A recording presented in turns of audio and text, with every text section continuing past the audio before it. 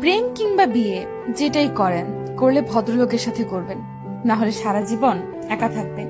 নিচে টাকা কামাইবেন, ঘুরবেন ফিরবেন পরিবারের মানুষগুলোকে নিয়ে, আর সম্মানের সাথে বাঁচবেন।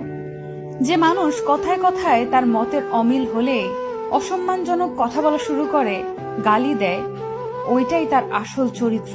এমন মানুষগুলো খুবই ভয়ানক। যাদের মধ্যে নম্রতা ভদ্রতা আছে, সে গালাগালি করে না বা অসম্মানজনক কথাবার্তা বলে না। এমন মানুষগুলোকে ছাড় দিয়ে যত চলবেন, ভালোবাসা দেখাতে যাবেন, নিজের লস। এরা আপনাকে মানসিক রোগী বানানো ছাড়া কিছুই দিতে পারবে না।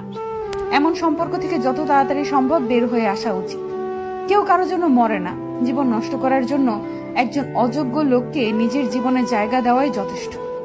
বারবার নিজের অসম্মান হজম করে নিজেকে না মেরে একেবারে এমন অসুস্থ সম্পর্ক শেষ করে নিজেকে মুক্তি দিয়ে দেখেন, আপনার জীবনে উন্নতি হবেই। একজন সাপোর্টিভ সঙ্গী পাওয়া ভাগ্যের ব্যাপার।